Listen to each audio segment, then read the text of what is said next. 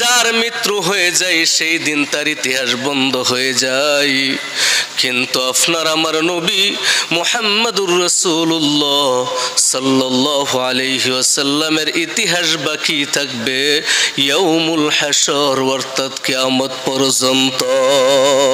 সুবহানাল্লাহ বলেন। আমরা সেই নবীর উম্মত। প্রত্যেক নবী দুনিয়াতে আসছেন সর্বপ্রথম আদম আলাইহিস সালাতু ওয়াস সালাম, যিনি আমাদের পিতা। যিনি কি? আমাদের পিতা।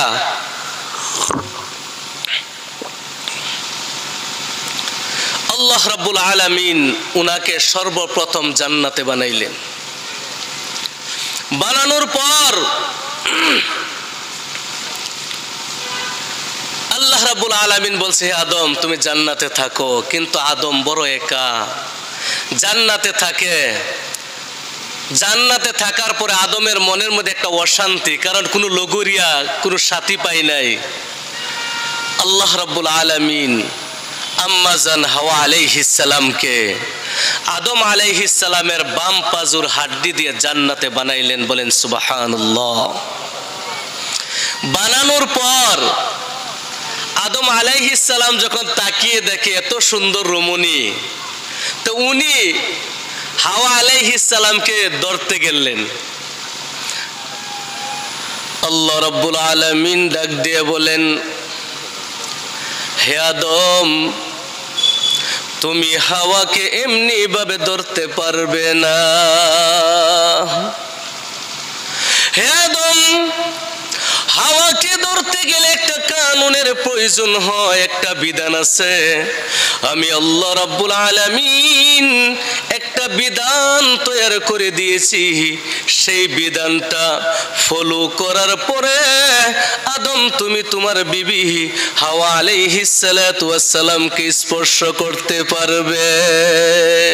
সুবহানাল্লাহ। আদম আলাইহিস সালাম বলে, আল্লাহ সেই বিধানটা কি? কি বিধান সেটা? আল্লাহ বলে, সেটা হলো বিবাহ, নিকাহ। তুমি হাওয়াকে প্রথম বিবাহ করতে হবে, তারপরে তুমি হাওয়াকে ছানতে পারবে, ধরতে পারবে। কিন্তু তুমি যে বিবাহ করবে, বিবাহর তো মোহর দিতে হবে, কারণ মোহর ছাড়া বিবাহ হবে না, আগে মোহর দেও। আদম আলাইহিস সালাম বলেন, রব্বুল আলামিন আমি আদম মোহর কোথায় পাবো? আমার কাছে কোনো টাকা নেই, আমার কাছে কোনো পয়সা নেই, কোনো স্বর্ণ মুদ্রা কিছুই নেই, আমি মোহর কোথায় থেকে আদায় করব? আল্লাহ রাব্বুল আলামিন ডাক দিয়ে বলেন, আদম তুমি আমার হাবিব জনাবে মুহাম্মদুর রাসূলুল্লাহ সাল্লাল্লাহু আলাইহি ওয়াসাল্লামের উপর একবার দুরূদ পাঠ করে নাও। সেই দুরূদটা তোমার বিবাহের জন্য আমি আল্লাহ রাব্বুল আলামিন মোহর হিসাবে মঞ্জুর করে নিব। বলেন সুবহানাল্লাহ। চিন্তা করেন আমরা কেমন নবীর উম্মত। যেই নবীর উপর দুরূদ পড়ে আদম আলাইহিস সালাম, আমাদের পিতা আদম আলাইহিস সালামের বিবাহের মোহর আদায় হয়ে যায়। বলেন সুবহানাল্লাহ। সেই নবীর উপর যদি আমরা দুরূদ পাঠ করি, জান্নাতের আগুন পর্যন্ত, জাহান্নামের আগুন পর্যন্ত আমাদের উপর হারাম হয়ে যাবে। বলেন সুবহানাল্লাহ। সেই নবীর উম্মত আমরা, যেই নবীকে আল্লাহ রাব্বুল আলামিন কোনদিন নাম ধরে ডাকে নাই। পবিত্র কোরআন 30 পারা রয়েছে। কয় পারা? 30 পারা কোরআনের মধ্যে কোন হাফিজ বা কোন আলিম এই কথা বলতে পারবে না যে 30 পারা কোরআনের মধ্যে কোন জায়গার মধ্যে ইয়া মুহাম্মদ শব্দ আছে। সে আলফাজ নেই, কেউ বলতে পারবে না। কিন্তু আদম আলাইহিস সালাম আমাদের পিতা, আল্লাহ রাব্বুল আলামিন উনাকে নাম ধরে ডাকলেন, কিন্তু আমাদের নবীকে আল্লাহ কোনদিন নাম ধরে ডাকে নাই যে ইয়া মুহাম্মদ, হে মুহাম্মদ। আল্লাহু আকবার বলেন। আল্লাহ রাব্বুল আলামিন পবিত্র কুরআনুল কারীমের মধ্যে বলেছেন, ইয়া আদম উসকুন আনতা ওয়া যাওজুকাল জান্নাহ ওয়া লা তাকরাবা হাযিহিশ শাজারাতা ফাতাকুনা মিনাজ জালিমিন। বলেন আল্লাহু আকবার। আল্লাহ রাব্বুল আলামিন বলেন, হে আদম, তুমি আর তোমার বিবি হাওয়া জান্নাতের মধ্যে বসবাস করো। ওয়ালা তাকরাবা হাযিহিশ শাজারা, ওই গাছের নিকটবর্তী যেও না। যদি ওই গাছের নিকটবর্তী চলে যাও তাহলে তোমরা জালিম হয়ে যাবে। এই আয়াতের দ্বারা এটাই প্রমাণ হয়ে গেল আল্লাহ রাব্বুল আলামিন আদম আলাইহিস সালামকেও নাম ধরে ডাকলেন, কিন্তু আপনার আমার নবী জনাবে মুহাম্মদুর রাসূলুল্লাহ উনাকে কোনদিন আল্লাহ নাম ধরে ডাকে নাই। জোরে বলেন সুবহানাল্লাহ। আল্লাহর পয়গম্বর হযরত নূহ আলাইহিস সালাতু ওয়াস সালাম উনি একদিন দুই দিন নয় 950 বছর দিনের দাওয়াত দিয়েছিলেন, কলিমার দাওয়াত দিয়েছিলেন। আমার ভাইয়েরা, 950 বছর দিনের দাওয়াত দেওয়ার পর 80 থেকে 82 জন মানুষ মাত্র ইসলাম কবুল করেছে। নূহ আলাইহিস সালামকে বিভিন্ন ধরনের কষ্ট দিয়েছেন,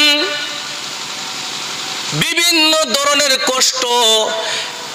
নূহ আলাইহিস সালাম সেই কষ্টগুলো বরদাস্ত করতে না পেরে অবশেষে আল্লাহ রাব্বুল আলামিনের দরবারে দুইখানা হাত উঠে বলেন, রব্বি আন্নী মাগলুবুন ফান্তাসির। ইয়া আল্লাহ, তোমার সাহায্য গালিব করে দাও, তোমার সহায়, তোমার মদদ গালিব করে দাও। আমি একদিন দুই দিন নয়, নূহ 900 সাল দাওয়াত মি নমুদ দম বদম কওমশ ইনকার ফুজুর। 950 বছর দিনের দাওয়াত দিয়েছি, কিন্তু আমার কওম যতই আমি দিনের দাওয়াত দেই ততই তাদের ইনকারের মাত্রা ধীরে ধীরে বেড়ে যায়। আল্লাহ রাব্বুল আলামিন বলেন, হে নূহ, তুমি একটা কিস্তি বানিয়ে নাও, সেই কিস্তির মধ্যে ইমানদার, আমার ইমানদার বান্দা বান্দীদেরকে তুমি উঠাইয়া নাও। যারা আজকে কিস্তির মধ্যে উঠে যাবে, আমি আল্লাহ রাব্বুল আলামিন তাদেরকে আমার সেই মহাপ্রলয় থেকে আমি হেফাজত করে নিব। জুরে বলেন সুবহানাল্লাহ।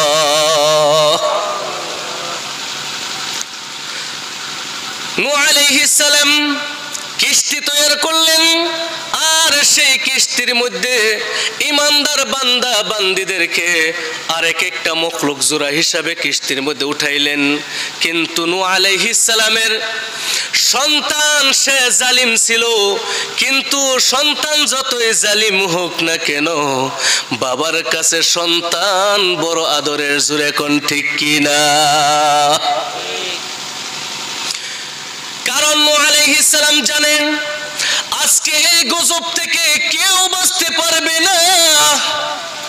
এই জন্য সন্তানকে ডাক দিয়ে বললেন, সন্তান রে, আজকে আমার কিস্তির মধ্যে চড়ে যাও, তাহলে আল্লাহ রাব্বুল আলামিনের এই গজব থেকে তুমি বেঁচে যাবে।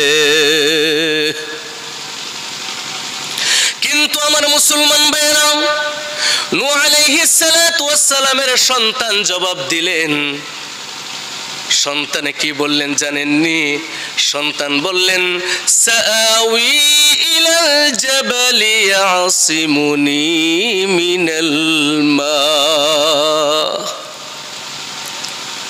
আমি পাহাড়ের মধ্যে চড়ে আমি নিজেকে বাঁচিয়ে নিব।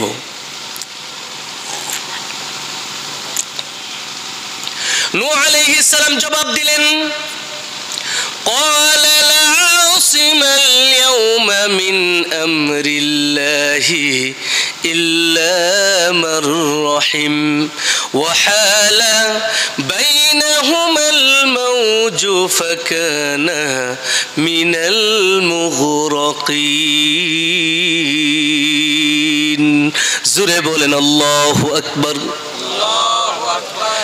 নূহ আলাইহিস সালাম বলেন, সন্তান রে, আজকে আল্লাহ রাব্বুল আলামিনের সেই মহাপ্রলয় থেকে কেউ বাঁচতে পারবে না। যাকে আল্লাহ রাব্বুল আলামিন বাঁচাইবেন সে আজকে বাঁচতে পারবে। আল্লাহ রাব্বুল আলামিনের গজব আজকে এত ভয়ানক হবে, এত ভয়ানক হবে আমার ভাইরা। আল্লাহ রাব্বুল আলামিন যেই ফেরেশতার হাতে পানির রাহবরি দিয়েছিলেন, ঠিকা দিয়েছিলেন, বাতাসের মাতবরি, বাতাসের হুকুম যেই ফেরেশতার কবজার মধ্যে আল্লাহ রাব্বুল আলামিন দিয়েছিলেন, সেই দিন আল্লাহ রাব্বুল আলামিন স্বয়ং আমরে কুন ইস্তেমাল করেছিলেন। ফেরেশতার হাত থেকে সেই দিন পানি বেকাবু হয়েছিল।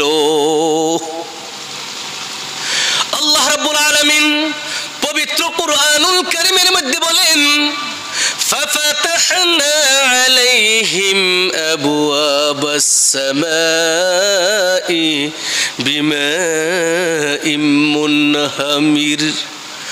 আসমানের দরজাগুলো আল্লাহ রাব্বুল আলামিন খুলে দিয়েছিলেন।